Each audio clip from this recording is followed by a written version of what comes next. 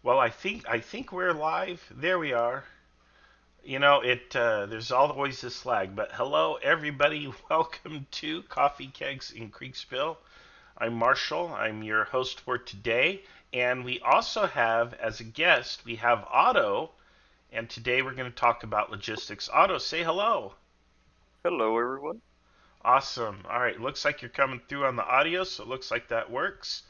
And anyone who comes in to watch the live stream on chat, feel free to say hello. Feel free to ask questions and interact. We will try to get to your questions as we go. Today's topic is logistics in Kriegspiel, and the question is should you model logistics in Kriegspiel? And really, I guess you could ask kind of the question more broadly should you model it in wargaming? And the answer in general is yes. Of course, you should model logistics. However, sometimes you don't want to model logistics. For example, if you're playing a simple pickup game between friends, you want the game to move very quickly because modeling logistics takes a lot more time and energy. There are certain circumstances where you're going to say, all right, we're going to cast off this layer of realism in the name of keeping the game moving, and the speed of play.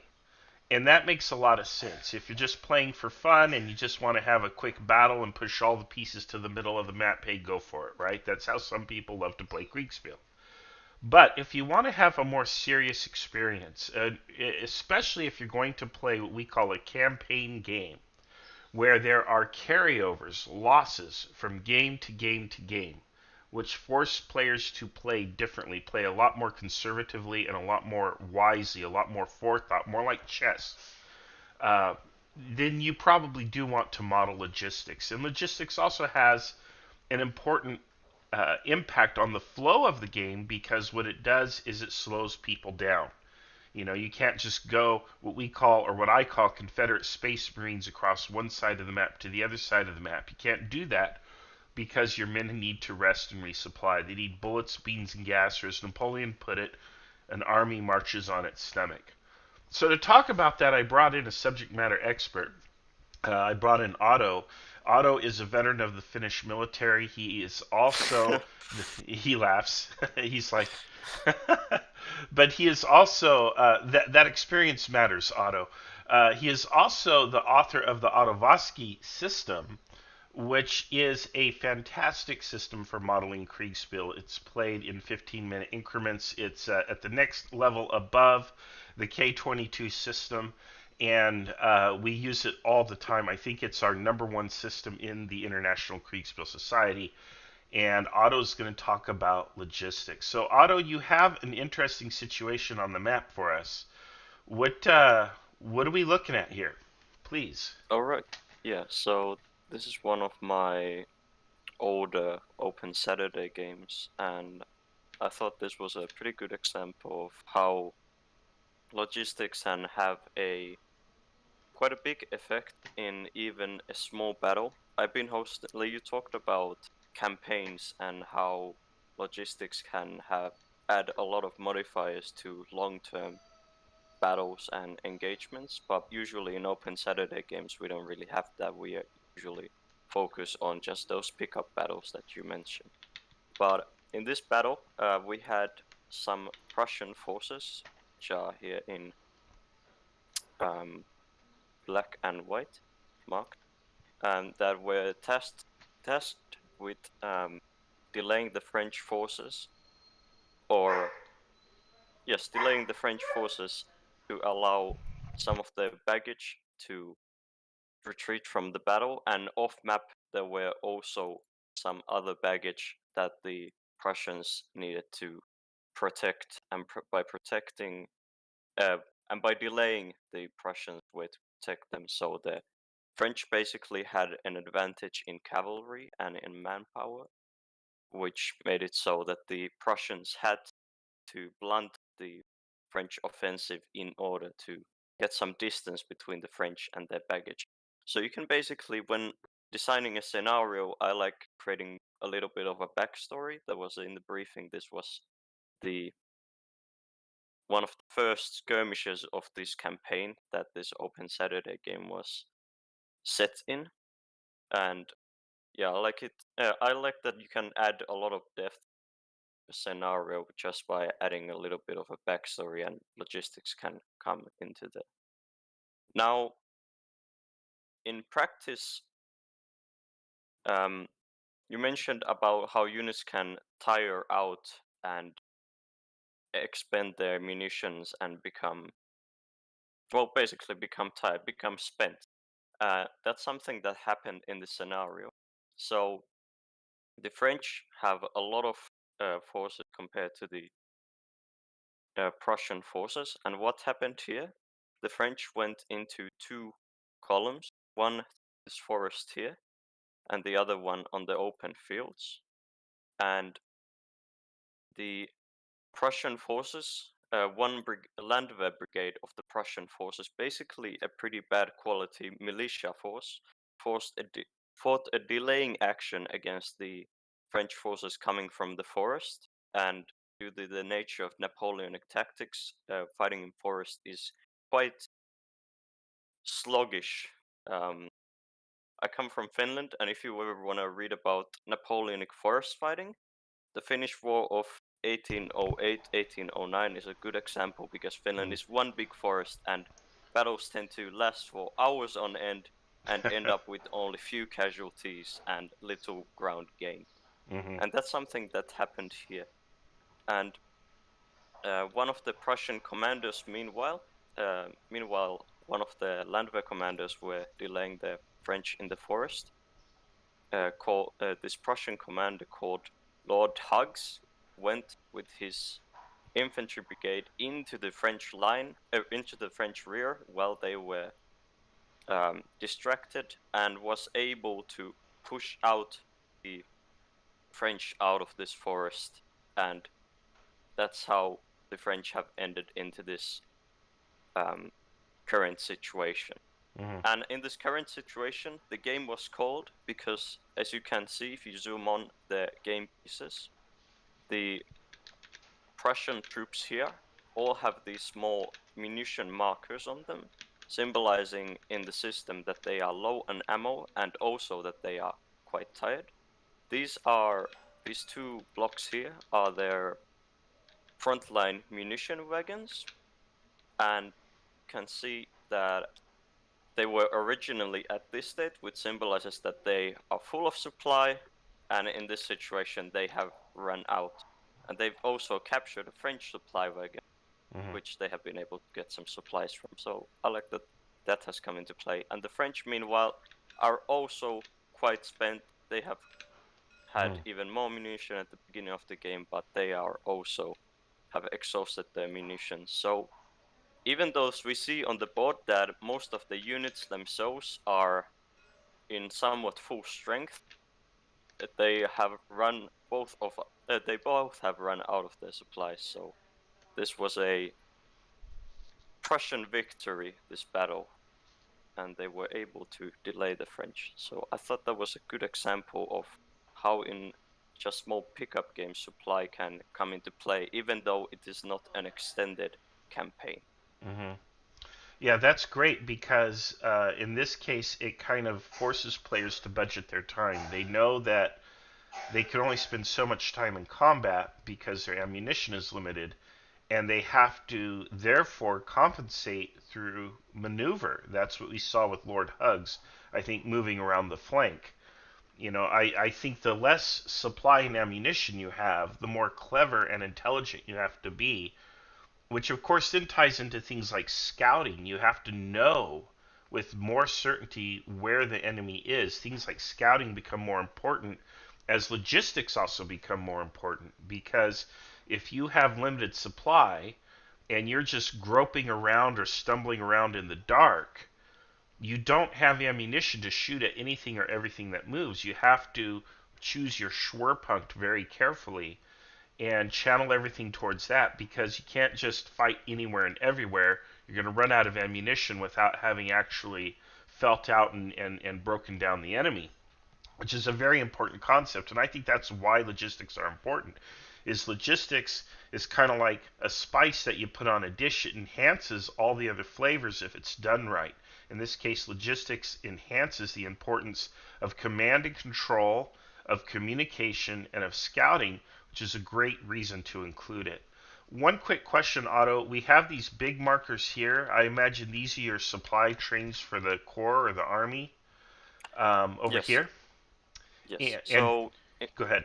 yeah, in this scenario, majority of the Prussian baggage was off map, as in Napoleonic armies tended to leave the majority of their baggage a day's march away or so. But in this scenario, to add mm, maybe some maybe another objective to the Prussians, I decided that the Prussians, since they have some I don't see where their artillery is, but in the scenario they have some artillery trains for them containing the ammunition for the artillery. I decided to add these so the Prussians would have to defend those as well, Mm. to add another problem for them. Let's take a look at the comments. I think there's some comments and questions here. Let's see. We have a lot of comments in German. Jan is. I don't even want to try to pronounce this, but I'm sure he's saying something about I am Marshall's biggest fan. I really like Marshall. I wish I could pet the dogs. All right, there we go. Achilles is getting in on it, sharing the German he knows. So I can't follow that. Um, I I think Achilles and Jan might be a bit buddy still, because I hosted a 24 March on the Rhine campaign battle yesterday, and they were fighting quite a lot together. Maybe Jan has taught some of their local Nassau dialect to Achilles while they were over there That's fighting in fantastic. Germany. Robert says he's used up all of his German. Hello to Emmanuel. Lord Hugs is also here. So hello to all of you gentlemen. Lord Hugs says, I literally had to disperse ammo between the regiments and fix bayonets. And I think what he is saying there is he dispersed as much ammunition as he could to the men, so they had as much, and then told them to fix bayonets. And at that point, he had no more supply in reserve. Everything was distributed. So he basically, as we say in America, he went all in. A poker reference there, and it paid off. So that was good. Uh, Watching the French disappear like a magic trick was a treat. There you go. Achilles says you have to play quartermaster as well as overall commander, or you will pay for it, and I agree with that. Um, no questions there at the moment, but I do have a question, and this is more of a Kriegsspiel question, and that is, how do you, as an umpire, handle logistics on top of everything else, or how do you train your umpires to manage logistics? In other words, what I'm looking for here is a person who's watching this video is saying to themselves, I want to run a Kriegsspiel and I want to model logistics, but how should I do it? That's what I'm looking Oh, for. Yeah. all right. So, um, logistics is, I mentioned kind of scenario design there, Mm-hmm. for and how logistics can give you ideas for building up the story to the um, scenario. You can really affect the unit's ability to fight with their current logistical situation. For example, in my system, I have some things that can affect how a unit fights, like experience. Is one which gives you in the dice gives you a better chance to hit the enemy, and also there's as an umpire you need to think about how a unit would react to the current situation. So I think with logistics can really make the player understand better the situation that the units under their command might be in. For example, in yesterday's game, there was a big chunk of players um, who had been told that their units had been marching for extended periods, and some of them had lost the vast amount of their baggage train in a recent battle. And some of those players, when thinking of their strategy, they were much more careful. They were um, Mm, but they knew that their troops were not in the ideal condition to use, and it created a different strategy that you wouldn't necessarily use with fresh units. And of course, some of the players did not maybe read too deep into their unit situation, and when they saw them running back to the hills, many players seem to have understood what could have led up to that situation. mm. One of the good So things about your system is how logistics is baked into the dice. In other words, there is a roll on the dice that shows when they run out of ammunition, and you're showing it to us now. There it is. When that comes up, you now that's the low ammunition marker, right? They get one more turn, right? yeah, Yeah. yeah. There was a way at one point with the system. I tried that.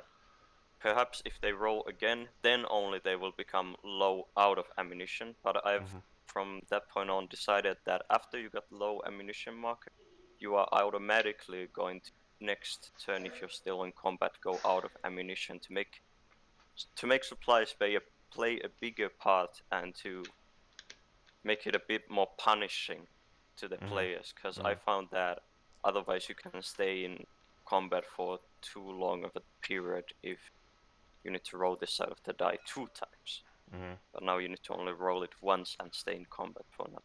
But of course, that's all up to the umpire. Depending on the situation, the umpire can stretch the rule. So the umpire has some discretion. So the umpire might say, "This is the first turn that the unit has been in combat.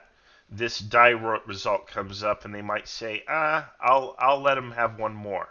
I'll give him a Yeah, freebie this time." Yeah. yeah, exactly. That's Mm, where the scenario design can come up.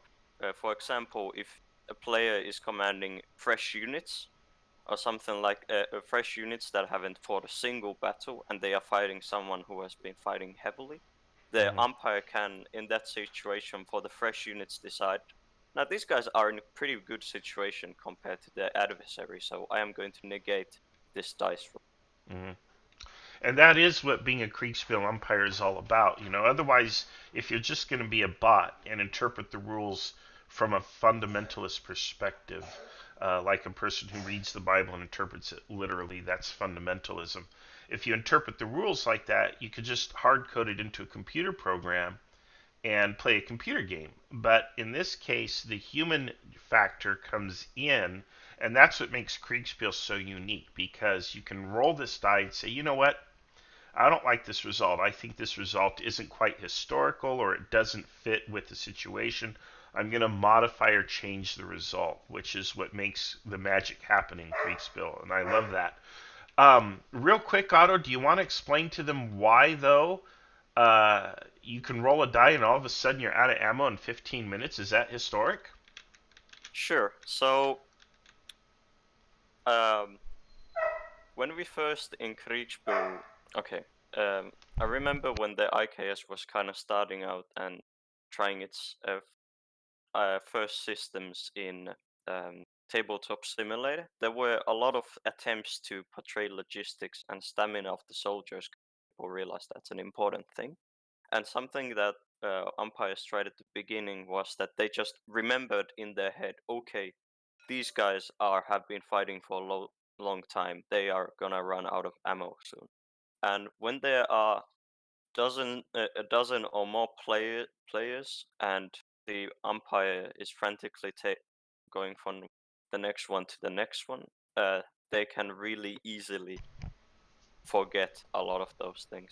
So I decided that it would need to be baked into the dice somehow that a unit would become low on ammunition or exhausted. So this was one of the reasons I did this, and also something that I think Kriegspiel does quite well and Dice Roll do quite well is simulate the absolute randomness of life. Um, when I read about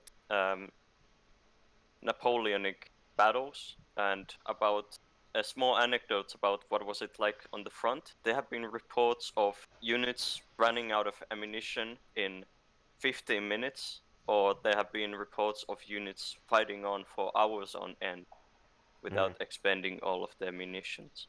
mm. And I think this is one of the things that does that quite well. And of course, you still, as an umpire, are there to decide when you want to Yeah, I think stretch that's the rules a bit. Yeah, yeah, that's absolutely beautiful, and that is true. Yeah, I mean, units could burn up all their ammunition in just a few minutes if you have panicked soldiers who are shooting off their ammo as fast as they can. Maybe they believe that once they're out of ammo, they get to leave combat. You know, you have to remember a lot of these soldiers aren't, they're not trained like we train soldiers now. You know, a lot of times these are very young men who were recruited from towns and given minimal training. I think some services, the troops barely fired any live ammunition and training at all. And yeah, because they relied on mass infantry tactics to make the difference, you know, and that's why you have muskets instead of bows and arrows. While bows and arrows are probably, you know, you can fire them faster, it takes years of training to be yeah, proficient with the bow and arrow. With a musket, you can become proficient within a matter of hours, and you can get, you know, thousands of men in the ranks. So that's what this models, and that's what your system models very effectively. I really like that. yeah. Let's take. There's Go ahead. one thing. Uh-huh. There's something that needs to be remembered with the system. That this is Mm-hmm. kind of this is bigger than KS22 with your system trace, but it's still relatively small in terms of Mm-hmm. Napoleonic battles. Usually the battles are at max a corps versus a corps, or and usually they are multiple divisions fighting multiple divisions. So that means players are commanding a brigade each, and that is quite a small amount of soldiers. If you look at something like Leipzig, where there are hundreds of thousands of soldiers fighting, here you are leading only maybe 1,000 or 5,000 soldiers each. So Mm-hmm. the brigades don't usually stay in combat for that long most of the time. They are supposed to be exchanged out, which is where reserves also come in battles. Yeah, that's really important too. And again, like with the K-22 system, you don't have a lot of units, so the units actually get spent very quickly, often within a turn or two, and you have to have those reserves in place to rotate them. Um, I, I want to take a look at some comments real quick. Let's see here. Lord Hugs, referring to, I believe, yesterday's game, said it was one of the best games he's played with logistics as the center and the focus. He said his line ran out of ammo 3 times throughout the battle, and the only reason I was able to continue is because I overran the French and took their supply wagons intact. That's interesting. I'm wondering about the caliber of the ammunition and the weapons. If the ammunition would be compatible between the two sides. I don't know enough about the Napoleonic weaponry, the musketry, to say, but that's an interesting detail to consider. Um, Jan says having unit ammo logistics might also prompt players to think a bit more about how and where to engage in advance, rather than just rush into contact and fight everyone in sight. Which I agree. Once again, this reinforces what I said earlier, is that logistics makes everything else more important, and that includes command and control, communication, and scouting become far more important because now you're modeling logistics. And if you don't have infinite supplies, then you absolutely have to choose very carefully where and how you're going to attack the enemy. Jan refers to Habsburg soldiers who only got to fire 2 training shots per year, which is exactly what I had in mind when I made that comment. Um, Achilles says, is there a means by which fire discipline can be used to reduce ammo usage? I would imagine an auto system, you could, because as an umpire you could fudge the die roll. But I don't know that in either system, whether it's K-22, Autovoski, or anything, I don't think we've ever had a rule where the commander could say to the umpire, I want these units to spare their ammunition and fire in a manner that consumes less ammunition. I know in the American Civil War, there were orders that commanders could give that would result in ammunition being spared. So the line would continue to put out fire, but they would put it out at a quarter or half the rate they would if they were just doing normal volley fire or fire at will. Um, Otto, any thoughts on that at all?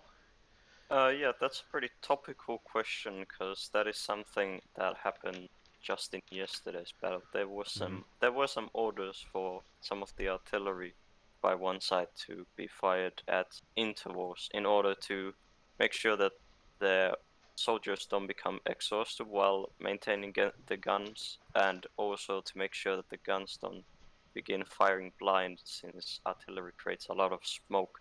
But in that situation, I did fudge the dice a bit. Indeed, I did make them perhaps a bit more efficient at times, and perhaps not do as much damage at times. But in that situation, the situation too soon turned for the worse as they started taking counter battery fire, and soon the commander lost his beautiful intervals, and it became a frantic firefight between the artillery battery. Yeah, there'd probably also have to be a certain level of training for a unit to be able to receive and obey that order. And in fact, Jan points this out quite wisely. He says, historically, not really. Really experienced troops or skirmishers might be able to hold their fire, but having a battalion hold fire is hard, and making them stop firing is almost impossible. And yeah, there you go. Otto, we're almost at the tail end of our podcast. Do you have any further thoughts or comments or anything on logistics in general that you'd like to share? Well, I can't wait to till the March on the Rhine campaign ends, just because of one reason, that is because then I can discuss with the players about it more. Because I've never played in a Kriegsspiel campaign where players have, or I've never umpired a Kriegsspiel campaign where players have thought about the long-term goals of a battle so much as in a campaign setting. And it's kind of a shame that our pickup battles can't really always be part of a bigger campaign, like in that situation. But perhaps that's something that we could learn from, and perhaps we could at some point begin having our open Saturday games kind of follow each other. So players would maybe not fight to the death each time, and would maybe care about their state of their forces more, and maybe think about harder when they are going to send that last reserve line in, like Napoleon at Borodino. That's right. Where do you put the reserve? That's one of the important questions that a commander has to answer. And again, logistics also impacts that. So, like I pointed out earlier, I feel that logistics is really important to model. So, if you can, if you're not trying to play a quick pickup game where it's like, hey, we've only got a couple hours, let's put some pieces out and roll some dice. If you want to play or have a more serious experience with Kriegsspiel, and certainly if you're going to run a campaign battle where things carry over, I think you definitely do want to model logistics. Otto has shown us one way that you can model it. I think it's a fantastic system and it works brilliantly. And there is your answer, everyone.